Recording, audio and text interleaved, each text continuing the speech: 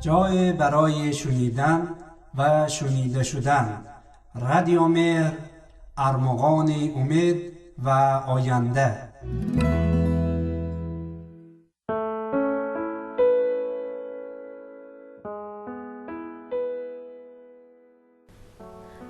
به نام خالق سبحان که جان جانان است، رفیق و همدم و دلدار و یار انسان است. چه گویم از کرم و لطف و رحم بی حدش، که مهر او به خلایق بدون پایان است.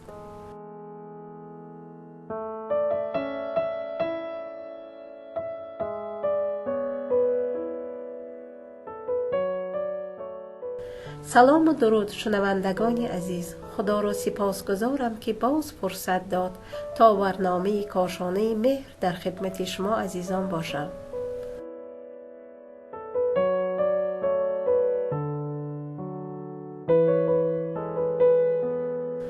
تربیت جنسی کودک مهمترین وظیفه پدر مادر تربیت فرزند است. فرزندی که در خانواده تربیت درست و صحیح دیده است، هم سبب آرامش و خوشنودی و سربلندی خانواده است و هم باعث آرامش و آبادی جامعه می شود. تربیت باید در بخش‌های مختلف اخلاقی، اجتماعی، فرهنگی و جنسی صورت گیرد. در این بخش درباره تربیت جنسی فرزند صحبت خواهیم داشت.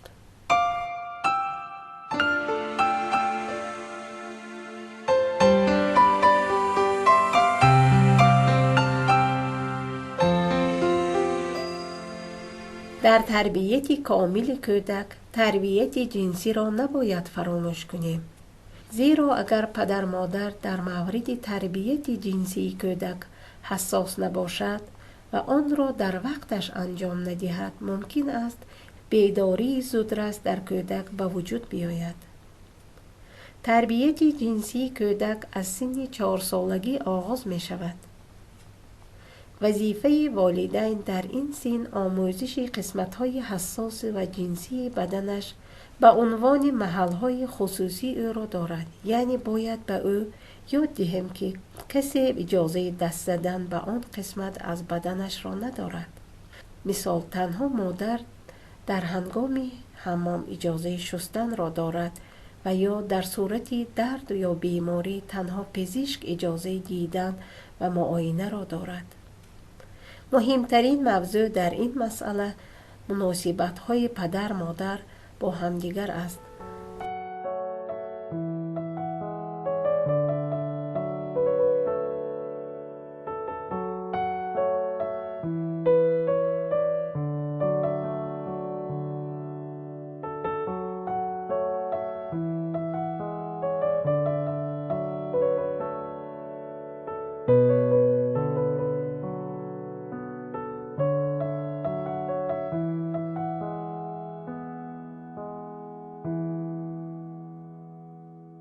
از طرف کودک باید مهربانی پدر و مادر را با همدیگر شاهد باشد تا احساس امنیت کند و یاد بگیرد که زن و شوهر باید به هم مهربان باشند. اما مهربانی بین آنان باید خیلی حساب شده و دقیق باشد که حس کنجکاوی کودک را برانگیخته نکند. بنابراین باید در عینی که پدر و مادر با هم مهربان هستند، اما رفتار محبت آمیز خود را کنترل کنند. بهتر از 6 ماهگی محل خواب کودک از پدر و مادر جدا شود و به کودکان یاد دهند که هیچگاه بدون در زدن وارد خانه خواب پدر مادر نشود. شوخی که پدر و مادر با همدیگر دارند در حضور کودک باید در چارچوب نکات اخلاقی باشد. اگرچه آرایش همسران برای همدیگر در اسلام مستحب است، اما در حضور کودک مادر نباید آرایش غلیظ داشته باشد.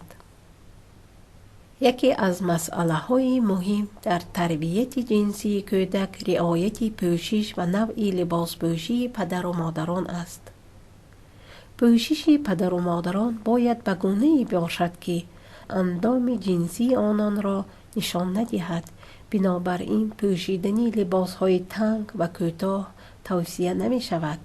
این چنین نوعی فیلم های تلویزیونی که پدر و مادر نگاه می کنند خیلی مهم است و باید در حضور کودک بیشتر مراقب باشند. در مورد شستشو و حمام کودک باید به این نکته اشاره کنیم که پس از سن 3 سالگی کودک پسر با پدر و دختر با مادرش به حمام برود. این چنین پدر و مادرها در عوض کردن لباسهایشان در حضور کودکان به خصوص جنس مخالف پرهیز کنند.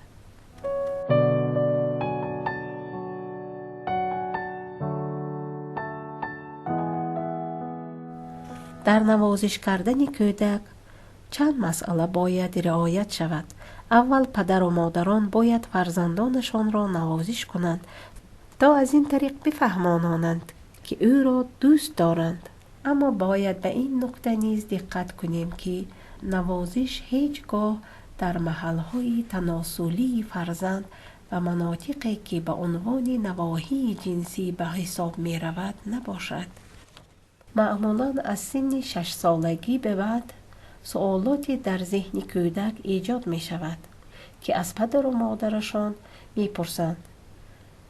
دوستان عزیز، دقت کنید که در این صورت هرگز فرزندتان را مورد سرزنش قرار ندهید، بلکه با آرامش و کاملا جدی، یعنی بدون خنده و مسخره بازی، متناسب با سن و اطلاعات جنسی کودک به او پاسخ درست بدهید و به او یادآور شوید که هرگاه سوالات ذهنش را مشغول کرد با شما در میان بگذارد.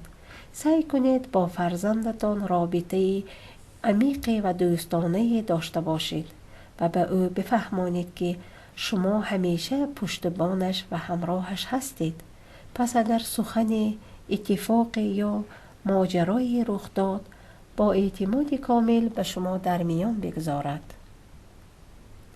متاسفانه بعضی والدین با برخوردهای بسیار سخت و خشن باعث ترس فرزندشان می شوند و او را از خود دور می کنند. فرزند نیز برای یافتن جواب به سمت دوستش یا اینترنت می رود که با اطلاعات بسیار زیادی روبرو می شود و دچار نوعی سردرگمی می شود.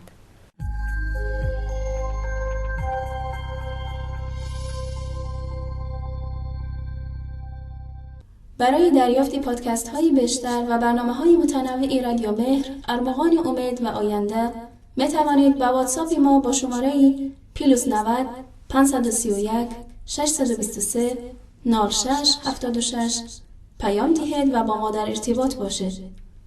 اینچنین در کانال یوتیوب و فیسبوک رادیو مهر آبونه شده و ما را همراهی کنید. www.radiomehr.org. یکی از راه‌های ایجاد امنیت برای فرزندانتان آموزش گفتن نه در جای خودش است. مثال اگر کسی در کوچه یا جای دیگری از فرزندتان خواست که او را ببوسد یا او فرزندتان را در آغوش بگیرد و بخواهد که با او به جای دیگری رود، هرگز قبول نکند و محترمانه و قاطعانه بگوید نه. همچنین به کودکتان یادآور شوید که هرگز بدون اجازه و اطلاع به شما جای نرود.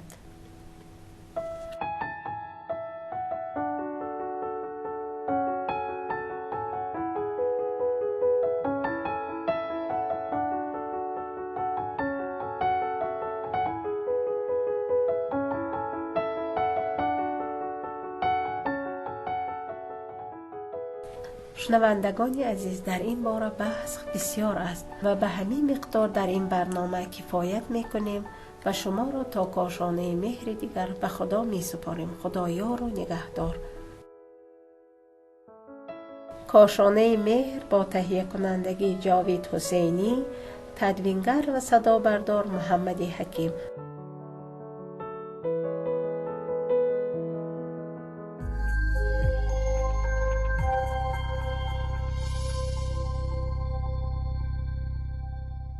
برای دریافت پادکست های بیشتر و برنامه های متنوع رادیو مهر، ارمغان امید و آینده می توانید با واتساپ ما با شماره +90 531 623 0676 پیام دهید و با ما در ارتباط باشید. اینچنین در کانال یوتیوب و فیسبوک رادیو مهر آبونه شده و ما را همراهی کنید. www.radiomehr.org